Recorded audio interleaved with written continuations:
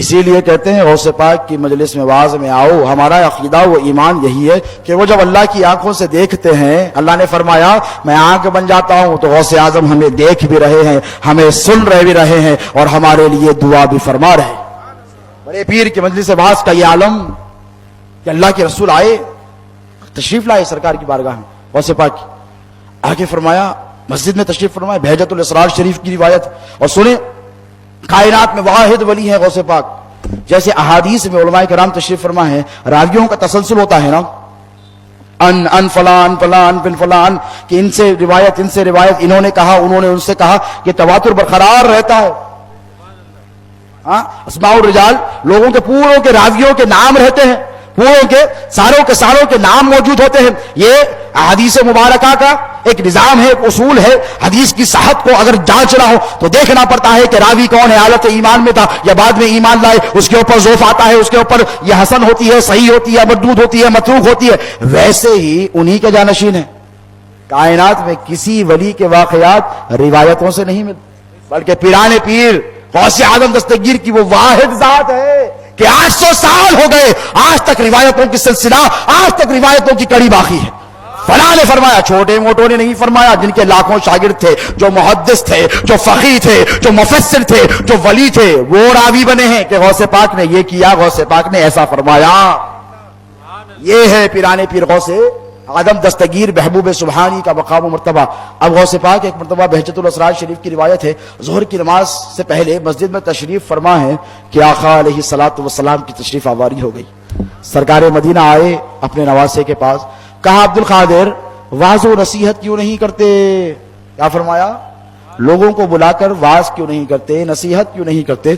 غوث پاک نے عرض کیا، یا رسول اللہ، نانا جان فصحائے عرب ہیں، بڑی زبردست زبان بولنے والے ہیں، میں تو گیلان سے آیا ہوں، ہاں یہ تو عرب کے ایک سے ایک ماہرین ہے، ان کے سامنے عبد القادر جیلانی کیسے خطاب کرے گا؟ بڑی فصاحت و بلاغت والے لوگ ہیں.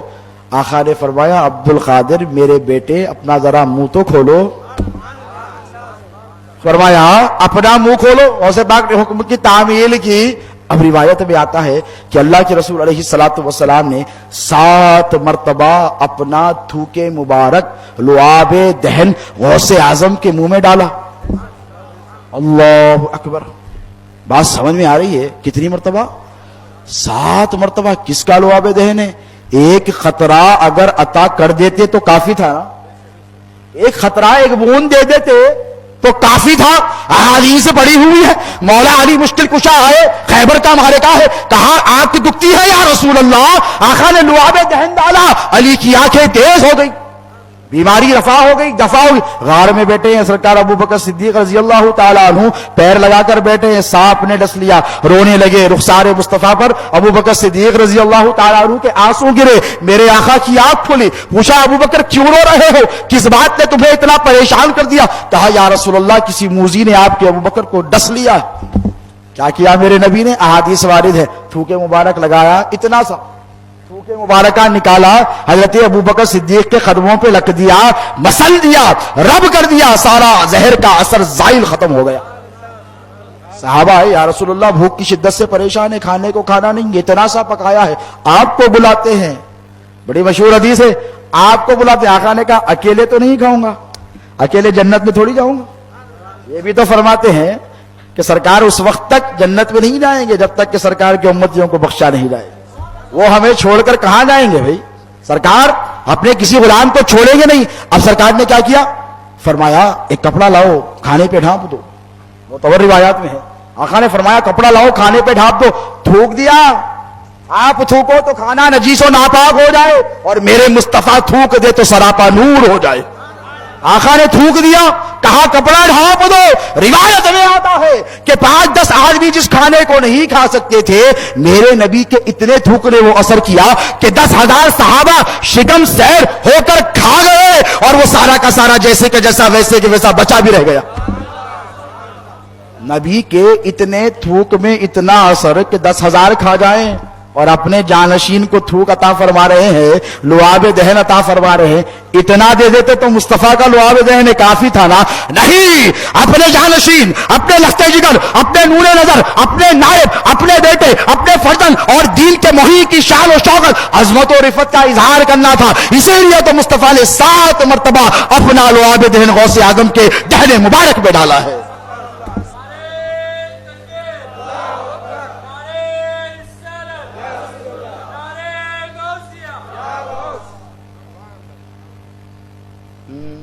وقت کا مسئلہ ہے, کیا کریں, باتیں بہت کرنی ہیں لیکن وقت کی تنگی ہے. آ گیا ادھر سے آرڈر تو انشاءاللہ 5 منٹ میں ختم کر لیں گے. ایک بار جھوم کر درود پاک رضوانہ پیش کریں. اللہم صلی علی سیدنا نبینا شفیعنا حبیبنا مولانا محمد, صلاۃ و سلام علیک یا رسول اللہ, صلاۃ و سلام علیک یا حبیب اللہ. بات مکمل کر لوں. سرکار غوث پاک کو لعاب دہن عطا کیا, چلے گئے. سرکار پاک تشریف لے گئے, نماز پڑھائی غوث پاک نے. کیا دیکھتے ہیں کہ حضور مولا علی تشریف لا رہے ہیں. ابھی سرکار آئے تھے, سرور کائنات آئے تھے, اب مولا کائنات نانا جان گئے, دادا جان آ گئے. غوث پاک سے کہا عبد القادر منہ کھولو. مولا علی نے 10 دہن مبارک کھول دیا. مولا علی باب العلم میں 6 مرتبہ اپنا لعاب دہن عطا کیا. غوث پاک نے عرض کیا نانا جان نے 7 مرتبہ عطا کیا, آپ دادا جان 6 مرتبہ کیوں عطا کر رہے ہیں؟ فرمایا سرکار نے 7 مرتبہ دیا, علی 6 مرتبہ اس لیے دے رہا ہے کیونکہ ادب مانے ہیں. میں نبی کی برابری نہیں کر سکتا. کون کہہ رہے ہیں؟ مولا علی کہہ رہے ہیں. جن کے خون کو نبی نے کہا میرا خون, جن کے خون کو گوشت کو نبی نے کہا میرا گوشت, جن کے بارے میں کہا علی کا چہرے کو دیکھنا عبادت, وہ فرمائیں کہ میں نبی کی برابری نہیں کر سکتا. اب آج کل آئے ہیں چھکے پنجے کہتے ہیں کہ ہم نبی کی برابری کرتے ہیں. ارے صحابہ کے طریقے میں تو ہم چلتے ہیں, ہم کہتے ہیں کہ نبی کی برابری کوئی نہیں کر سکتا. میرے سرکار آپ جیسا کوئی کائنات میں ہے ہی نہیں, ہوا ہی نہیں ہے. اب 6 مرتبہ دیا. فرمایا جاؤ عبد القادر واعظ و نصیحت کرو. پیرانے پیر فرماتے ہیں کہ لوگوں کا اجتماع ہو گیا اور میں دھڑلے سے واعظ و نصیحت کرنے لگا. اور واعظ کی مجلس کا عالم جانتے ہیں غوث پاک کی کیا ہوتا. مسجد میں واعظ کرنے لگے, مسجد فل. عام طور پہ لوگ نہیں آتے, ایسے ویسے علماء آتے, عرب کے علماء آتے, 900 سال پہلے کے علماء آتے. اب کے علماء کیا غرور و تکبر کا یہ عالم ہے کہ اپنے علم کے سامنے کسی کو دیکھتے نہیں, کسی کو بازو بٹھاتے نہیں, حقارت کی نظروں سے سرکار کی امت کو دیکھتے ہیں. یہ علم کا غرہ اچھی چیز نہیں ہے, نبی کی غلامی کا غرہ رکھو. نسبت پر اگر ناز کرنا ہے, کسی چیز پر اگر ناز تم کو زیب ہے تو کائنات دنیا کی دولت پر نہیں ہے, مقام و مرتبے پہ نہیں ہے. اگر تم کو ناز زیبا ہے تو مصطفیٰ کی غلامی پہ ناز زیبا ہے.